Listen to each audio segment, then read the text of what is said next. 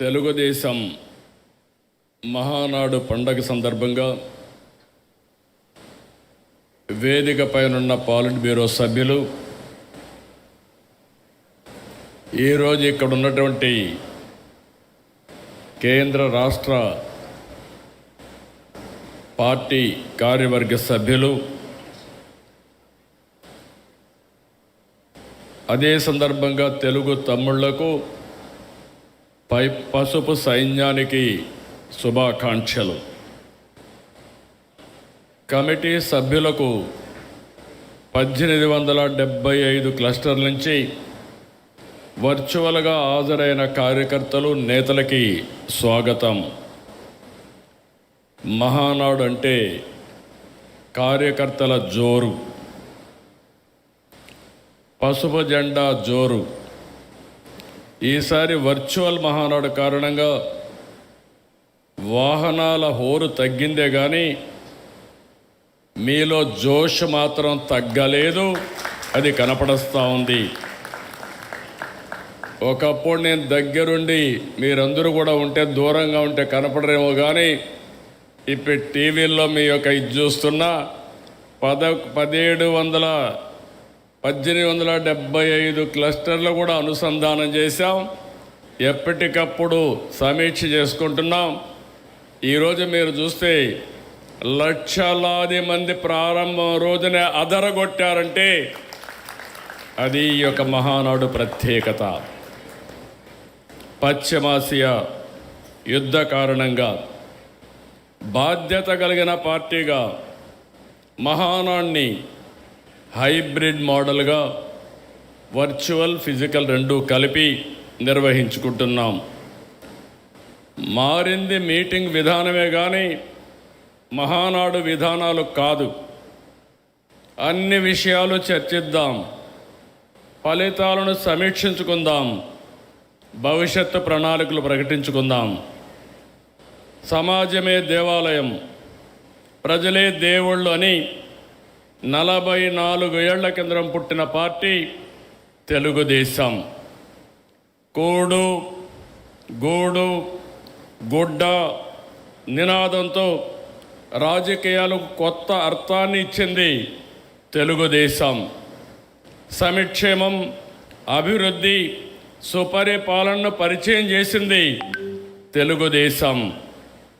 సామాజిక న్యాయం అమలు చేసి జెండర్ ఈక్విటీ కోసం నిరంతరం పోరాడి దేశ రాజకీయాలకు దిక్సూచిగా నిలిచింది తెలుగుదేశం.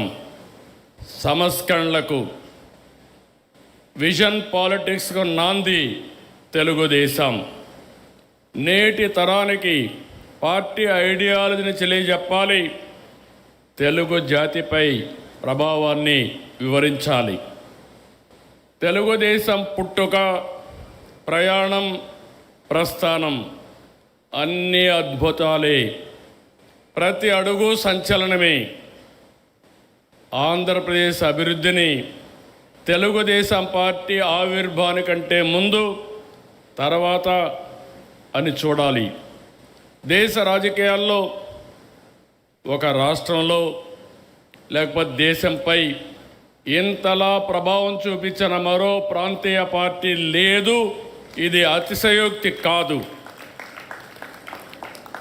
జాతీయ జెండా దేశానికి గౌరవం, పసుపు జెండా తెలుగువారి ఆత్మగౌరవం, ఆత్మవిశ్వాసం. ప్రతి ఒక్కరికి పసుపు జెండా చూస్తే ధైర్యం, నమ్మకం, భరోసా, ఆ వైబ్రేషన్సే వేరు. జనరేషన్లు మారాయి, టెక్నాలజీ మారింది, ప్రజల ఆలోచనలు మారాయి. కానీ నాటికి నేటికి తెలుగుదేశంపై ప్రజల అభిమానం, ఆదరణ చెక్కు చెదరలేదు. 44 ఏళ్ళు ప్రయాణం, 45వ సంవత్సరంలోకి ఎంటర్ అయ్యాం. నిరంతరం ప్రజల కోసం, ప్రజాస్వామ్యం కోసం ఎన్నో పోరాటాలు చేశాం. దాడులు, హింస, హత్యా రాజకీయాలు, అరెస్టులు, అక్రమ కేసులు, వేధింపులు జరిగిన ప్రజా పోరాటాలు ఆపలేదు. నర అంతకులు పీకలు కోస్తున్న పసుపు సైనికులు జెండా వదలలేదు. ఒకసారి చూస్తే చంద్రయ్య మెడ మీద కత్తి పెట్టి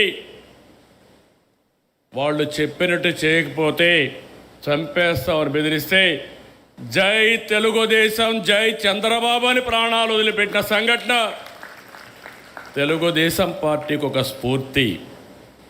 ఒక చంద్రయ్య, ఒక జల్లయ్య, నందం సుబ్బయ్య వంటి వందల మంది కార్యకర్తల బలిదానం వలన మనం ఈ అధికారాన్ని సాధించుకున్నాం. ఎవడు ఎదురొచ్చినా మీసం మెలివేసి నిలబడే ధైర్యం మన కార్యకర్తలది. ఎన్టీఆర్ గవర్నమెంట్ని అప్రజాస్వామ్యంగా డిస్మిస్ చేసి అది ఒక చరిత్ర. 30 రోజులు తెలుగుదేశం పార్టీ నాయకులు ఉద్యమ సారథులయ్యారు. ప్రజా చైతన్యంతో ప్రజా జీవనాన్ని స్తంభింపజేశారు. భారతదేశ చరిత్రలో అది ఒకే సంఘటన. తిరిగి నందమూరి తారక రామారావు గారిని ముఖ్యమంత్రి చేసిన సంఘటన అది ఒక చరిత్ర. ఆక్రమంగా నన్ను జైల్లో పెట్టారు. లోకేష్ యుగళాన్ని అడ్డుకున్నారు. ఈ వేదిక మీద ఉన్న చాలామందిపై అరెస్టులు చేశారు. బాధితులనే నిందితులుగా చేశారు. అయినా ఏ కార్యకర్త, నాయకుడు తల వంచలేదు, వెనకడుగు వేయలేదు, పోరాటాలు ఆపలేదు. ప్రజాస్వామ్యం కోసం, ప్రజల కోసం నిలబడ్డాం. అందుకే 2024 ఇంత మనపు కూడా అనేక సార్లు పొత్తులు పెట్టుకున్నాం.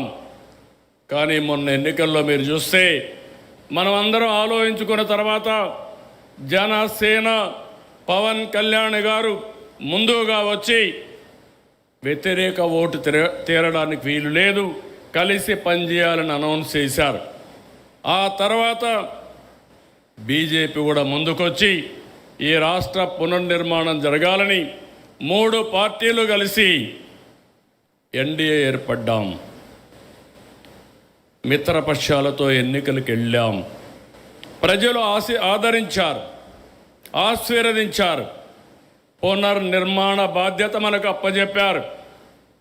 నేను చాలా ఎన్నికలు చూశాను. అలాంటివన్నీ మీరు చూస్తే 93% స్ట్రైక్ రేట్, 144% సీట్లు, అపోజిషన్కి ప్రతిపక్ష హోదా కూడా ఇవ్వకుండా పూర్తిగా మన మీద నమ్మకం పెట్టుకున్నారంటే ఇది ఒక చరిత్ర. ఆ చరిత్రను కాపాడుకునే బాధ్యత మన పైన ఉంది. ఎన్నికల కంటే ముందే చెప్పాను, గతంలో 3 సార్లు చేసిన అభివృద్ధిని, ఆనాడు ముఖ్యమంత్రిగా చేసిన అభివృద్ధిని ఈ ఒక్క టర్మ్లోనే పూర్తి చేస్తానని చెప్పాను. అందుకే పాలనలో ప్రోగ్రెసివ్గా వెళుతున్నాం. తెలుగుదేశం పార్టీ మూల సిద్ధాంతాలలో మహిళా సాధికారత ఉంది.